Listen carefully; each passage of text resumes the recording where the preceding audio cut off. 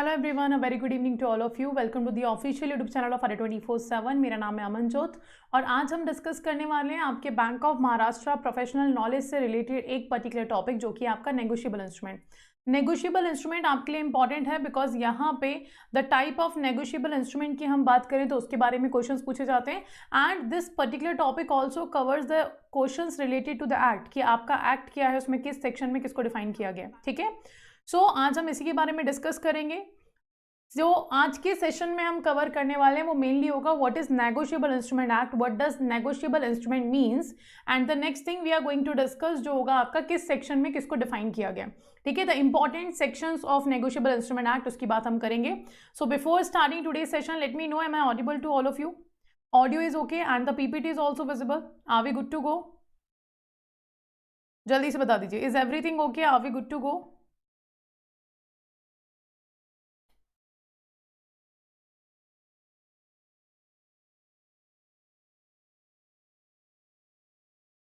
चलिए, सो यहाँ पे आज हम नेगोशिएबल इंस्ट्रूमेंट को डिस्कस करेंगे। तो what is actually negotiable instrument means? जब हम नेगोशिएबल इंस्ट्रूमेंट की बात करते हैं तो नेगोशिएबल इंस्ट्रूमेंट आपका एक ऐसा इंस्ट्रूमेंट है जहां पर आपको बताया जा रहा है that a certain instrument, a written document it is, जिसको आप नेगोशिएट कर सकते हैं, ट्रांसफर कर सकते हैं। ठीक है, तो जब भी नेगोशिएबल इंस्ट्रूमेंट की बात की जाएगी, नेगोशिएबल मीन्स होता है आपका ट्रांसफरेबल। नेगोशिएबल मीन्स आपका क्या है? It means your transferable. ठीक है, और इंस्ट्रूमेंट आपका क्या है? एक रिटन डॉक्यूमेंट। जब आप इंस्ट्रूमेंट की बात करें तो इंस्ट्रूमेंट किसके बारे में बता रहा है आपको? एक रिटन डॉक्यूमेंट के बारे में बता रहा हूं। तो अगर हमसे पूछा जाए what actually negotiable instrument means, तो नेगोशिएबल इंस्ट्रूमेंट का मतलब आपका क्या होता है? Simply a document which can be transfer to from one person to another person. एक रिटन डॉक्यूमेंट जिसको आप एक पर्सन से दूसरे पर्सन पे ट्रांसफर कर सकते हैं, वो आपका नेगोशिएबल इंस्ट्रूमेंट होता है। ठीक है, नाउ अब ट्रांसफरेबल कितने टाइम्स आप इसको ट्रांसफर कर सकते हो? लाइक मैं आपको बोल रही हूँ, अगर मुझे आपको पेमेंट करना है तो मैं आपको एक ऐसा डॉक्यूमेंट, एक piece of paper, written document दे रही हूँ जो मैं आपको ट्रांसफर कर रही हूँ, आप किसी और को ट्रांसफर कर सकते हैं। इसका मतलब क्या है? आप ट्रांसफरेबल डॉक्यूमेंट इशू करके दे रहे हो for the purpose of payment, किसी भी पर्सन को पेमेंट करने के लिए। तो ट्रांसफर कितनी बार किया जा सकता है? इट मीन्स यहां पे आपको याद रखना है n number of transfers. n number of transfers are allowed when we are talking about negotiable instrument. तो what does negotiable instrument actually means? Basic premise अगर हम समझना चाहें negotiable instrument का तो इसका सिंपल सा मतलब है एक ऐसा इंस्ट्रूमेंट जो रिटन डॉक्यूमेंट है जिसको आप ट्रांसफर कर सकते हैं for the purpose of payment, payment करने के लिए। और कितनी बार ट्रांसफर कर सकते हो? नेगोशिएबल इंस्ट्रूमेंट इशू करने के बाद n नंबर ऑफ टाइम्स उसको ट्रांसफर किया जा सकता है। ठीक है, नाउ अब नेक्स्ट हम बात करते हैं ये एक्ट आया कब था, ये इंप्लीमेंट कब से हुआ, केम इनटू फोर्स क्या था। तो सर्टेन पॉइंट्स जो इस एक्ट से रिलेटेड हमें देखने हैं वो ये है। चलिए, तो फर्स्ट ऑफ ऑल एनेक्टेड कब हुआ था? ये enacted on, dates are very important, dates आपको याद रखनी है। 9th of December 1881। As we know negotiable instrument act 1881 है आपका, तो ये एनेक्ट कब हुआ था? 9th of December 1881 में। और अगर पूछा जाए ये फोर्स में कब आया, तो केम into force on 1st of March 1882। 1st of March 1882 से इस एक्ट को क्या करा हमने?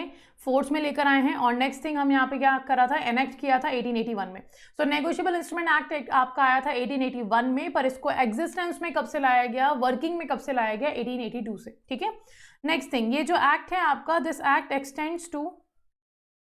X tends to whole of India. ठीक है, हर जगह पे ये एक्ट फॉलो किया जाता है। इंडिया में हर जगह पे आपका नेगोशिएबल इंस्ट्रूमेंट एक्ट जो है ये फॉलो होता है। ठीक है, नाउ तो नेगोशिएबल मींस हमने देख लिया आपका ट्रांसफरेबल है, देन हमने देखा आपका रिटन डॉक्यूमेंट्स होता है। नाउ नेगोशिएबल इंस्ट्रूमेंट होता क्या है, ये डिफाइन किया गया है नेगोशिएबल इंस्ट्रूमेंट एक्ट के सेक्शन 13 में। तो जब हम बात करें नेगोशिएबल इंस्ट्रूमेंट्स की, तो what does negotiable instrument means? It's defined under, negotiable instrument act का है आपका, इट्स डिफाइंड अंडर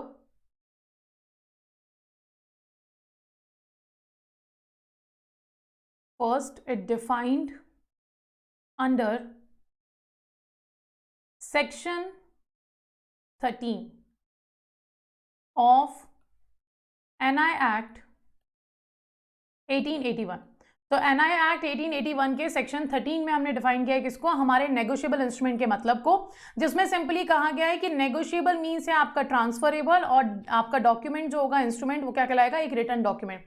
तो हमने यहाँ पे डिफाइन किया है कि नेगोशिएबल इंस्ट्रूमेंट आपका क्या है, कौन से सेक्शन में डिफाइन किया है, सेक्शन बहुत इंपॉर्टेंट है, सेक्शन 13 में डिफाइन किया गया है।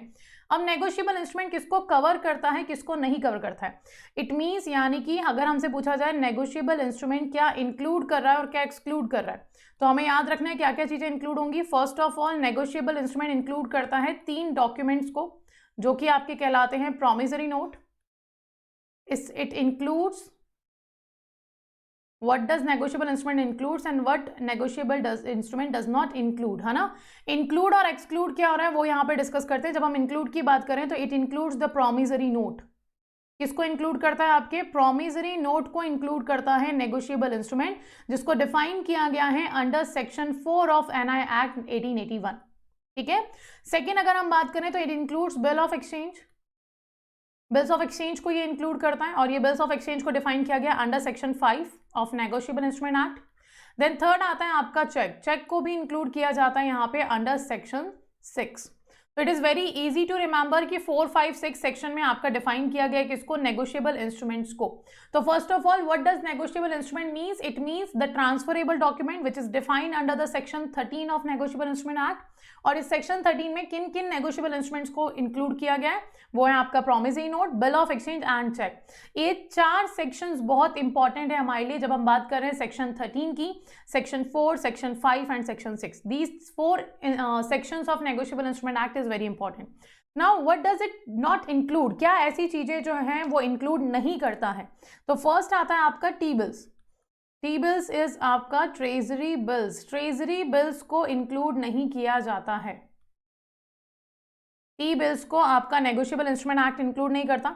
सेकेंड आपके करेंसी नोट्स को नेगोशिएबल इंस्ट्रूमेंट इंक्लूड नहीं करता है, currency notes are also not included in negotiable instrument act definition. Next your hundi, hundi को भी इंक्लूड नहीं करता है। नेक्स्ट पर हाँ, हुंडी में एक चीज आपको यहाँ पे याद रखना है, कंडीशन सप्लाइड, यहाँ पे हम ब्रैकेट में लिख रहे हैं कंडीशन सप्लाइड। क्या कंडीशन सप्लाइड होती है वो भी हम डिस्कस करेंगे। नेक्स्ट आता है आपका post office, next is your post office money order, post office money order. ठीक है, ये हो गए हमारी चीजें जो इंक्लूड नहीं होती हैं आपके नेगोशिएबल इंस्ट्रूमेंट एक्ट के अंदर। क्लियर, इतना बेसिक्स तो हमने देख लिया। अब डिस्कस करते हैं ये होते क्या है। जैसे कि अगर सबसे पहले मैं ये बात करूं कि मैं बोल रही हूँ नेगोशिएबल इंस्ट्रूमेंट इंक्लूड करता है आपके प्रॉमिसरी नोट को, बिल ऑफ एक्सचेंज को एंड चेक को। ठीक है, तो इन दैट सिचुएशन आपका क्या होगा, ये तीनों ही ऐसे इंस्ट्रूमेंट्स हैं जिनको आप ट्रांसफर कर सकते हो। These are the instrument which can be transfer from one person to another person. आप कैसे कर रहे हो ट्रांसफर, पेमेंट के लिए, पेमेंट के पर्पज से आप एक पर्सन से दूसरे पर्सन पे ट्रांसफर कर सकते हो। नाउ एक्सक्लूड करता है टी बिल्स को, करेंसी नोट्स को, हुंडी को, पोस्ट ऑफिस मनी ऑर्डर को। अच्छा, on the basis of uses देखा जाए, अगर हम यूजेस के बेसिस पे बात करें तो हमें लगता है कि हुंडी भी आपका क्या है, प्रॉमिसरी नोट की तरह काम कर रहा है। ट्रेजरी बिल्स भी आपका, आप उसको भी ट्रांसफर कर सकते हो, but in the definition of negotiable instrument act इसको इंक्लूड नहीं किया गया। तो on the basis of uses हमें ऐसा लगता है कि हाँ ये भी आपके नेगोशिएबल इंस्ट्रूमेंट हो सकते हैं, बट इनको डेफिनेशन में इंक्लूड नहीं किया गया है। नाउ नेक्स्ट थिंग इज आपका हुंडी में कंडीशन अप्लाइड क्यों लिखा है। First of all treasury bills आपके क्या होते हैं, गवर्नमेंट ऑफ इंडिया की सिक्योरिटी है। शॉर्ट टर्म फंड्स को बोरो करने के लिए गवर्नमेंट टी बिल्स इशू करती है, जो 91 डेज, 182 डेज और 364 डेज 3 टाइप के इशू किए जाते हैं। नेक्स्ट करेंसी नोट्स जो है हमारे, करेंसी नोट्स हमारे प्रॉमिसरी नोट तो कहलाते हैं, बिकॉज एक सर्टेन लाइन वहां पे मेंशन होती है, आई promise to pay the bearer the sum of amount, है ना, और साथ में आपके गवर्नर की सिग्नेचर होते हैं। बट फिर भी करेंसी नोट को definition of negotiable instrument act के अंदर कवर नहीं किया गया। तो प्रॉमिसरी नोट आपके करेंसी नोट्स तो हैं, बट वो ट्रांसफर नहीं किए जा सकते, आप किसी से प्रॉमिस नहीं कर सकते पे करने का वहां पे। तो करेंसी नोट्स को भी नेगोशिएबल इंस्ट्रूमेंट एक्ट से बाहर रखा गया। हुंडी में कंडीशन अप्लाई क्यों लिखा है हमने, क्योंकि बेसिकली हुंडी आपका क्या होता है, दो पार्टीज आपस में, जो पहले बहुत ज्यादा यूज हुआ करती थी, ऐसा नहीं अब नहीं होती, अभी भी होती है, बट अब हमारे पास दूसरे ऑर्गेनाइज मनी मार्केट और ऑर्गेनाइज फाइनेंशियल सिस्टम के इंस्ट्रूमेंट्स इतने सारे आ गए कि हुंडी की इतनी जरूरत नहीं होती।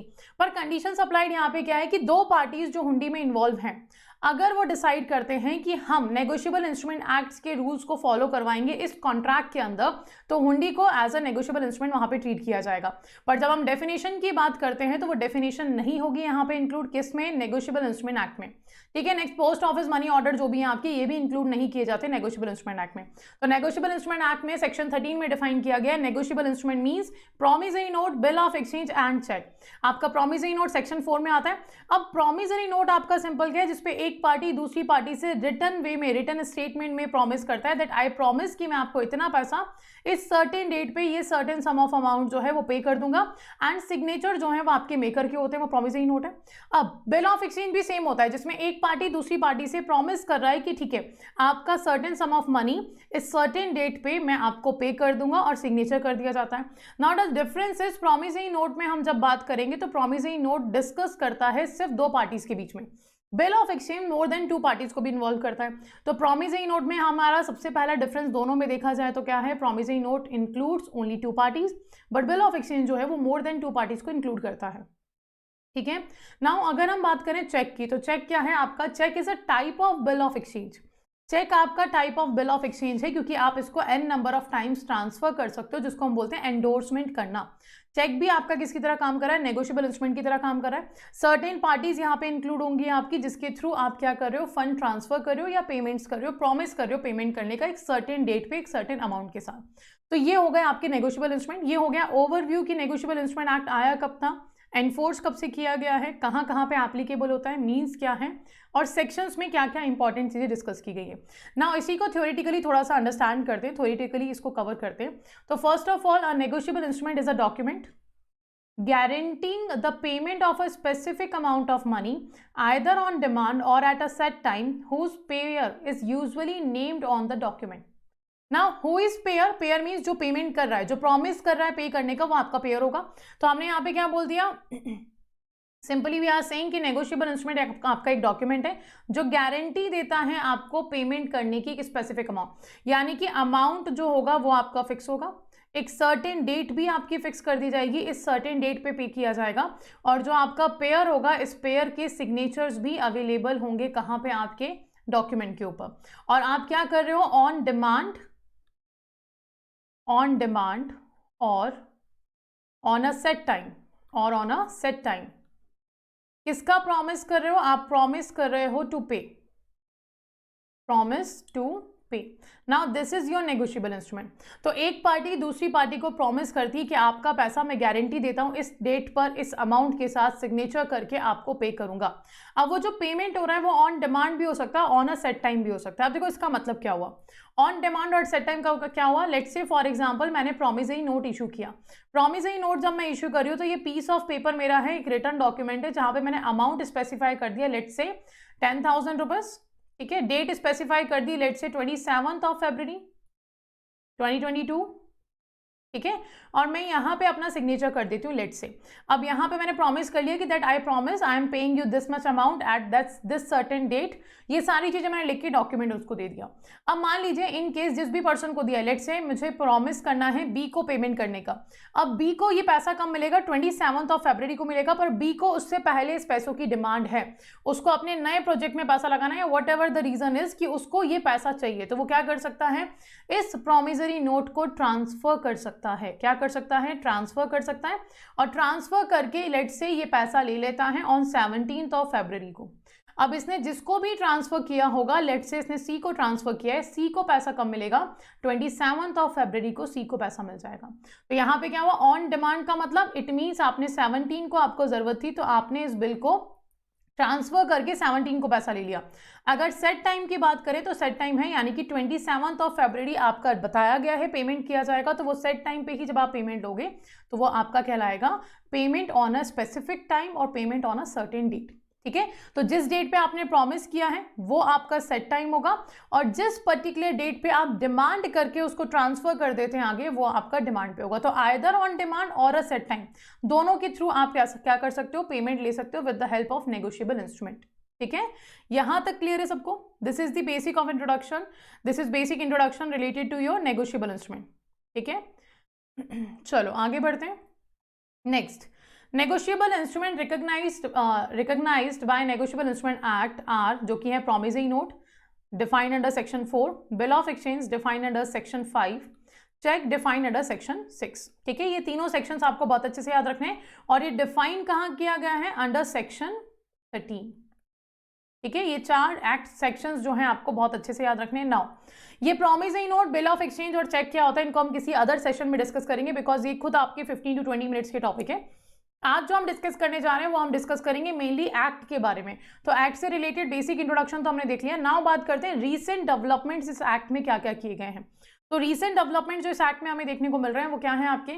There were only 142 section in negotiable instrument act when it came into force. जब 1882 में ये फोर्स में आया था तो इसमें 142 सेक्शंस हुआ करते थे। फिर इस एक्ट में अमेंडमेंट किए गए, तो अमेंडमेंट जो हुआ, अमेंडमेंट एक्ट में इंसर्ट किए गए आपके 5 न्यू सेक्शंस। कहाँ से कहाँ तक? 143 to 147। ठीक है, जो आपके पेरेंट एक्ट था, यानी कि जो आपका 1881 एक्ट है, ये आपका पेरेंट एक्ट है, इसमें कुछ अपडेशंस किए गए सेक्शन 143 से लेकर 147 तक। नेक्स्ट, ठीक है, ये नए सेक्शंस ऐड हुए थे। नेक्स्ट, साथ में इसी अमेंडमेंट में हमने बात करी थी चेक ट्रंकेशन की। चेक ट्रंकेशन की बात करें तो आपको यहाँ पे नाम याद आता होगा CTS का। CTS आप सबने सुना है, आपने इस पे काम भी किया होगा। तो what does CTS stand for? आपका cheque truncation system, cheque truncation system. ठीक है, CTS 2010 की जब हम बात कर रहे हैं तो ये करता क्या है, ये लेकर क्यों आए हैं? To stop physical movement of cheque, to stop physical movement of cheque. ठीक है, इट मीन्स अब चेक की एक इलेक्ट्रॉनिक इमेज के थ्रू आप चेक को फॉरवर्ड करते हैं सर्टेन क्लियरिंग हाउस में, सर्टेन बैंक में, और उसी के थ्रू आपका चेक क्लियर हो जाता है। अब आपको पीस ऑफ पेपर जो है आपका चेक, वो डॉक्यूमेंट क्या नहीं करना पड़ता, ट्रांसफर नहीं करना पड़ता, फिजिकली मूव नहीं करवाना पड़ता। तो चेक ट्रंकेशन का अमेंडमेंट भी यहाँ पे ऐड किया गया। तो cheque truncation through digitally were also included in the amendment act, has been brought into force from 6 February 2003। ठीक है, कब से किया गया? 6 फरवरी 2003 से किया गया। बेटा फाइनेंशियल अवेयरनेस की जो MCQs हैं आज नहीं कर रहे हैं, आज हम आपका एक बैंकिंग अवेयरनेस का टॉपिक डिस्कस कर रहे हैं जो कि है आपका नेगोशिएबल इंस्ट्रूमेंट एक्ट। ठीक है, कल जो है वो जनवरी के जो नेक्स्ट आपके करंट अफेयर्स हैं, फाइनेंशियल न्यूज हैं, उनको हम डिस्कस करेंगे। ठीक है, चलिए आगे बढ़ते हैं। नाउ सेक्शन 148 जो है आपके टोटल सेक्शन है यहाँ पे, और 148 सेक्शन जो है आपका ये रिलेटेड है power of appellate court to order payment pending appeal against conviction. ठीक है, तो जो भी आपके एपेलेट कोर्ट है जहाँ पे ऑर्डर्स पेंडिंग है, पेमेंट ऑर्डर्स पेंडिंग है, और जिन्होंने अपील किया था, है ना, इस चीज के लिए, पेंडिंग ऑर्डर्स के लिए, उसके बारे में डील करता है आपका सेक्शन 148। नाउ इसके अलावा जो रिसेंट डेवलपमेंट्स देखे गए हैं वो रिसेंट 3 अमेंडमेंट्स हुए हैं इस पर्टिकुलर एक्ट में। रिसेंट 3 अमेंडमेंट्स आपके क्या है? First NI act were the negotiable and, पहला क्या हुआ आपका? First the negotiable instrument amendment and miscellaneous provision act 2002। Second था negotiable instrument amendment act 2015। Third है आपका नेगोशिएबल इंस्ट्रूमेंट अमेंडमेंट एक्ट 2018। ठीक है, तो नेगोशिएबल इंस्ट्रूमेंट एक्ट 2018 जो है receive the asset of president and was notified in the official gazette on 2nd of August 2018 and came into effect from 1st September 2018. Now this date is very important. The latest amendment जो force में लाया गया came into effect, वो date आपको याद रखनी है, that is 1st September 2018। और आपका जो लेटेस्ट अमेंडमेंट है वो कौन सा है? सब नेगोशिएबल इंस्ट्रूमेंट एक्ट आपका 2018। ठीक है, नाउ 2018 का जो एक्ट है आपका, यहाँ पे सिग्निफिकेंट चेंजेस किए गए हैं 2, वो कौन कौन से हैं? पहली चीज, इंट्रोडक्शन ऑफ सेक्शन 143A और सेक्शन 148, इन 2 सेक्शंस को यहाँ पे इंट्रोड्यूस किया गया है। देखो 143 सेक्शन जो है वो आपका हम ऑलरेडी ला चुके थे, कब? 2003 में 143 आ चुका था। उस 143 में सबसेक्शन ऐड किया गया आपका क्या? 143A, और साथ में सेक्शन 148 हम लेकर आए। नाउ ये जो सेक्शन है दोनों, ये दोनों ही सेक्शन प्रोवाइड करते हैं interim compensation during the pendency of the criminal complaint at the criminal appeal. ठीक है, clear? So these are the recent development which was done under the Negotiable Instrument Act 1881.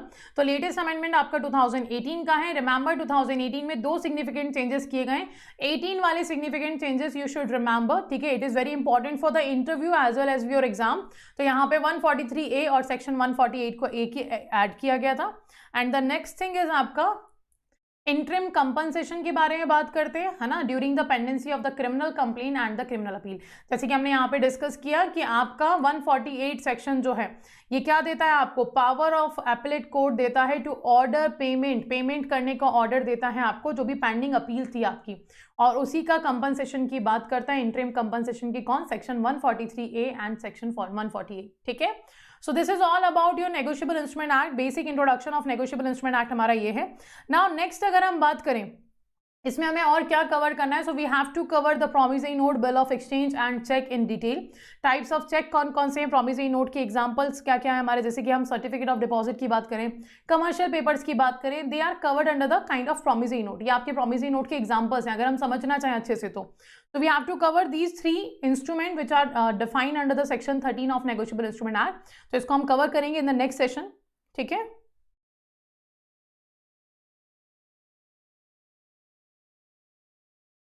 चलिए आगे बढ़ते हैं।